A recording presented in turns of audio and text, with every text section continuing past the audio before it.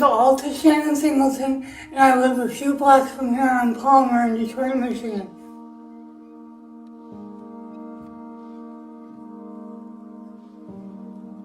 I had a medical problem, and I went to the hospital, and they told me that I was going to die because I'm so underweight.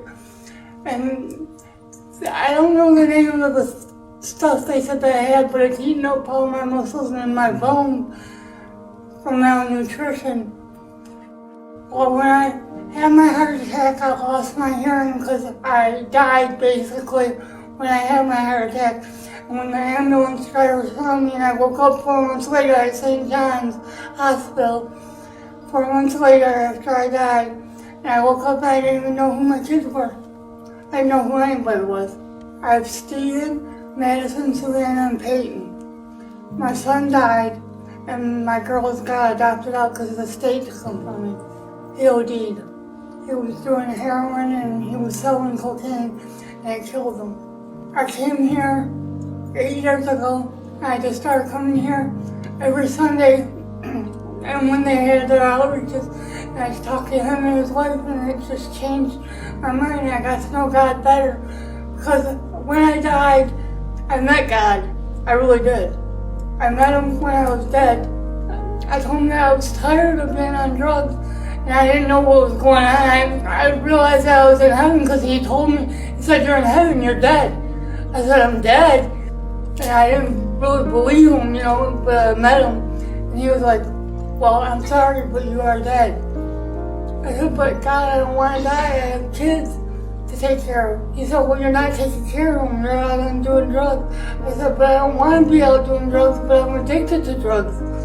And he said, "Well, you're not going to be addicted to them when you go back." He said, "Because I'm going to send you back and you're going to be totally clean, and you're not going to want to do drugs anymore." And he was right. I don't want to do drugs, and I don't like to be around anybody who does drugs.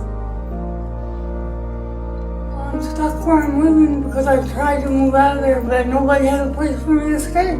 I tried to find a place to stay. I begged people for a place to stay.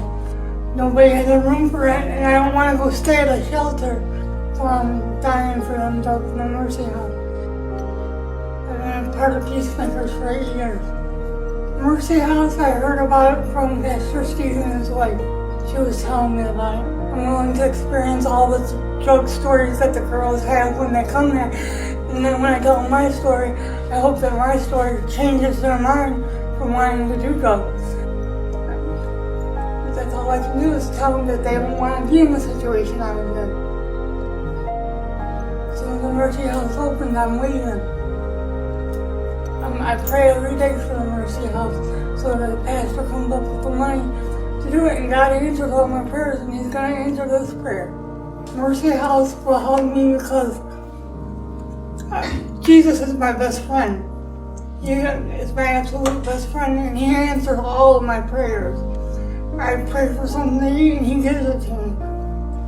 And if I could just tell these girls what Jesus has done for me, they'll change their mind about doing drugs. I believe that they will. And I would pray for them so hard that God will change their mind about doing drugs. The Mercy House is for the woman that obviously is in a desperate situation, most likely addicted to drugs or has a bad addiction or a street situation. They've been abandoned, whatever, prison, jail. We dealt with this for years. But it's going to be a discipleship program, a very strict program. And again, I could never emphasize enough that with 16 rooms available, there's going to be a lot of people looking at this place wanting to get in there. And in other words, hustle the program. That's not going to happen. We're going to screen the people we're responsible for God, number one, and number two, for all the benefactors that contribute to this. And believe me, when people invest their money, they want to know where their money's going, what's being done with it. We're here to make disciples for Jesus, see lives change, see people stay alive on this side of the grave. So when they exit that program, they have hope in God, they have a future and a hope because of Christ, and they can get on with their life. So even with Shannon here, that has to be, as desperate as this situation is, the core of her opportunity to get in is she has to want to be discipled and know God more than anything else. Because if she does that, when she leaves the program, everything else will work out in her life.